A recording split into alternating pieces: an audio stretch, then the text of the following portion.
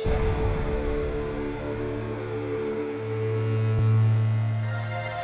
guys, welcome to my part 1 of my Let's Play series for Pokemon Go. Got this working on my phone, got a screen recorder, a little camera action in there now, so hopefully this works out.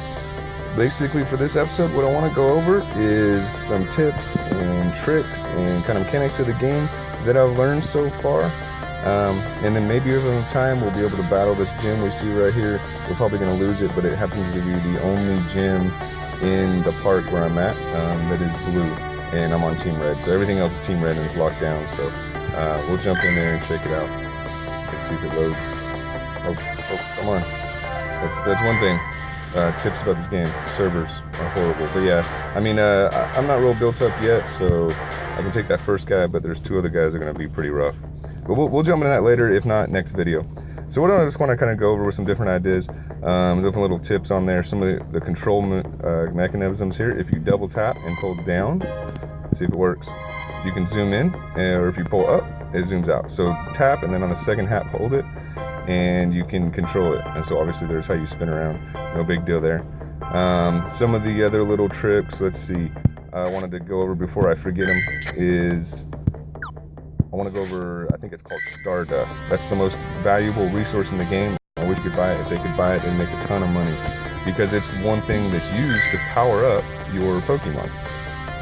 So you see this white bar right here. You see that white arc over it? That's your power-up skill, or your power-up level. One thing that a lot of people don't really know about this, kind of trying to figure it out, is that bar is based off of your level. So this guy right here, this Vaporeon I had, he was maxed out. The bar, the arc was filled all the way up. Then I leveled up a couple of times, and then now there's room to power him up again. So powering up is not based on if you power up first and then evolve, and then you'll have more power or anything like that. Your powered up skill, or whatever your bar here is, maxed out at your level. So it doesn't matter if you power up your guy first, and then evolve them, or evolve them and then power them up. And I'm going to be proving that in another video here pretty soon. If you look, I got these Pidgeots here. There's also those two, I'm kind of comparing them, but here's this Pidgeot, and I've powered him up all the way, and now I'm evolving him. So I'm gonna get him powered up the rest of the way now, because I did level up, so there's a little line there. But make sure I'm making sure he's powered up before I evolve, and he should end up relatively within the same general max as like the other Pidgeots here. So so basically sub and you'll be able to see some of those things. What I'm going to be doing a lot of this videos, or a lot of this Let's Play series, is kind of testing things out and analyzing them and really figuring out the mechanics of the game, because that's not shown anywhere. One thing that's happening right now, this guy just pulled up next to me in the park. You can see the smoke and stuff around the gym. It means they're battling. So someone's battling for that gym right now. We might see it change colors. It's probably red, because they've been taking over this whole park.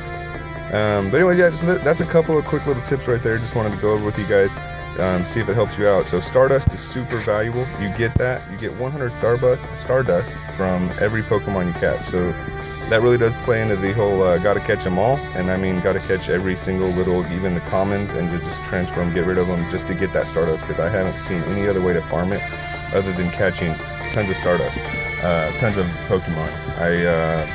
I mean, if you get 100 per Pokemon you catch, that means you got to catch 10 just to get 1,000, and it takes 10,000 Stardust to really power up some higher level creatures. This is at level 15. I'm not even up to the max levels yet. So I mean, you're going to need hundreds of thousands of Stardust eventually to really power up something from, level 1 all the way up. Anyway, so looks like that guy lost. He was battling because it's still Team Blue. That's probably what's going to happen to me in a minute. But yeah, so keep that in mind. Start catching everything you can. You want to go through a good circuit where you can get these Pokestops, these little gray things over here. And then when you get close to them, you spin them, and that's where you get your Pokeballs. But yeah, you definitely want to catch everything you can to get that Stardust to really build up what you want to do. And like I said, what I do is you try to catch generally a high level Pokemon, high level CP, and then and that's like really lagging. I'm like hitting the buttons and it's really slow. So, but you catch it, then you can evolve it, then power it up. It doesn't really matter which way. So what I'm kind of doing here too is trying to get, you know, some fully evolved guys here and then powering them up. And then once you get them powered up, you keep them to your level. And so you just, every level you go up, you just power them up a little more and you take your Pokemon with you as you level up. All right, enough on the powering up though. What I want to kind of do was just go over my ideas for the Pokemon. So we got my main guy here, Vaporeon. The Pidgeots are just testing right now to test the whole power up or evolve thing first.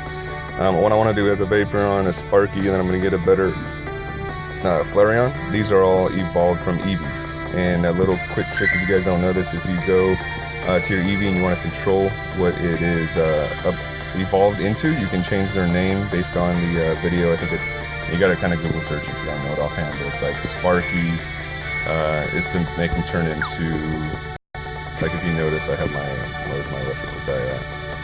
Sparky, so I named him Sparky so that it made him evolve in that type of, the electrical type of Eevee. And there's one for the fire and one for the water too, if you want to control that. So that's a little tip, a little Easter egg tip that comes from the shell. But let's see, height, weight, and size, that's something else I want to be testing out later on. That's kind of why I got a couple of these Pidgeots. If you look, Pidgeots, I think that actually counts. Come on, load. Alright, you see down here, by the weight, it says extra small. You'll sometimes be extra large, extra small, or just blank, which is normal. And then the height has the same thing. So, theories on what those exactly mean in the game, no one really knows for sure, but I am testing it to kind of see. But what we're thinking is, if your weight is extra small, you're going to have less hit points, but be able to move faster.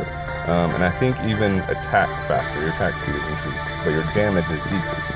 If you have extra large on that white weight part right there, then you're going to be able to hit a lot slower, but do more damage. And that might actually it, because if you go to height, if I could scroll here so you can see the height. If you go to height, the height I think applies to the hit points a little bit more. So I'm still testing those. I'm gonna get some fully powered up, fully evolved, exact same like Pokemon that one has extra small, one has extra large, and get those and compare them directly. But I think height actually might control your hit points. So if you have more height, you got more hit points and stuff like that. So, but just keep in mind those attributes will come into play. No one really has figured out the exact things on it yet though. But tracker, we're gonna do that in a later video, go over that, but it's kind of broken right now. It always does 3 steps, at least in my region. It's never been fixed. There's some little tips on it that we're trying to figure out. When you look down the tracker, you can see it blink. When it blinks, it's one of 2 things. We haven't really figured it out yet. It's either that you're walking in the right direction, which I don't really think that is anymore, because they're not really based on your direction. The Pokemon are more like what distance they are from you, and you can walk in any direction, and then when you travel that amount of distance, it'll spawn. Because, say, way up here at the north of the park, there's nothing there in my game, actually in my game. When I travel there, it could spawn relative to me. And that kind of goes into show how incense and things like that work, some of the items. Everything is spawned relative to you. One thing a lot of guys don't know, though, is you've got lures, right? It's an item. You use lures only on Pokestops.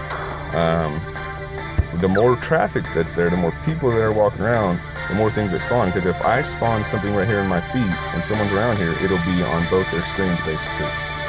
So the more people you have, the better it is to spawn. Over here in the park, there's a Pokestop that you have to walk way off, like under the water over here. And had a couple of guys put a lure out there like they were smart, but it was just them too. Instead of getting 100 other people that are driving up the road, so now it's just them spawning it. So you want to put a lure where there's lots of people. The more traffic, the more activity, all that stuff breeds more things.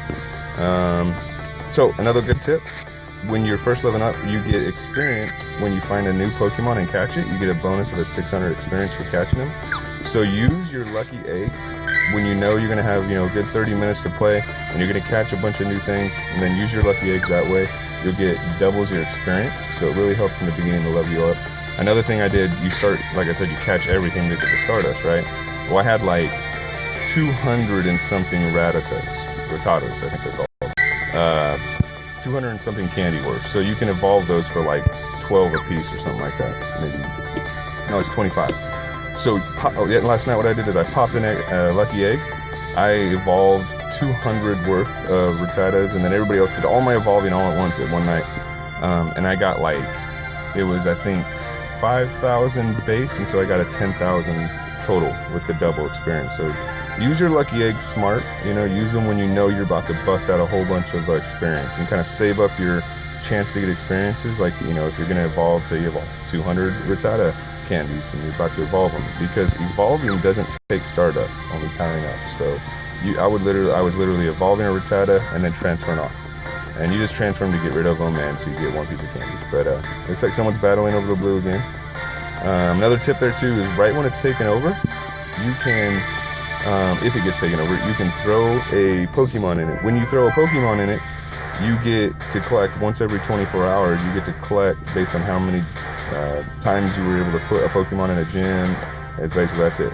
So if someone takes this gym right now, and I was watching it was quick, I could drop a Pokemon in it, and even if it was a yellow team taking the blue team, if I was the first person to load in my Pokemon, because the gym is empty for a minute before someone drops in their Pokemon to guard it, you could actually steal the gym right there. Even not, usually you can, there's it depends on the prestige of the gym. If it's gym level 1, you can have one Pokemon in it. If it's gym level 2, you can have two gym Pokemon in it. So if it jumps to gym level 2 and he puts one Pokemon in, there's an open slot, you can only put one Pokemon yourself in, so that means there's an open slot there. But kind of rambling on there, but basically you want to put Pokemon in gyms, and then once every 24 hours collect it. Once every, I think it's 21 hours actually. And you go in here, so you do all your fighting, and then make it like the same time every day. Go into the shop. I took over like 5 gyms yesterday, driving through back and forth here. Let's see if it'll load. We're running out of time here. All right. Let's see. So,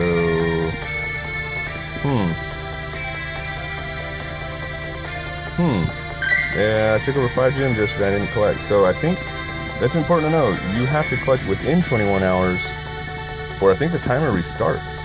And I just lost all of that. So make sure you do stack up your gym, take over your gyms. Don't just take over a gym and then cash out. Cash out once, but make sure it's within that 21 hours or you might lose it, because I definitely did not collect yesterday, and I had 5 gyms taken over. So that's an important tip right there. Next thing, egg incubators. You're gonna find, collect egg incubators at the Pokestops every now and then. You start off with one that you can use an infinity number of times, and the egg incubators you find, like the orange one is the one you get automatically. You can use it in many times as you want. The blue ones you'll find, and they can only use a max of 3, or you can buy them. So what you want to do, and I learned this, kind of the hard way, trial and error. Use your infinity one on the cheap eggs, like the 2 kilometers, the small amount of kilometers you gotta travel.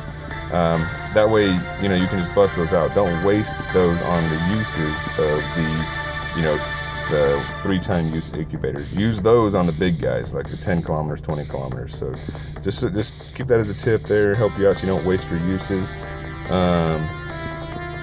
Let's see, any other tips? I'll be coming up with more tips as I play, so you sub and watch the series, and as I play them, and I'll come up with, it'll remind me of certain things and be like, oh yeah, let's do that. And I've been doing a lot of testing to really figure out the mechanics, because this game didn't release any like notes or anything like that on the website, or a wiki putting up. But even IGN, posts one thing one day about the tracker and how it works. The next day they got a new theory on how it works. So no one really knows. Everybody's just testing things out.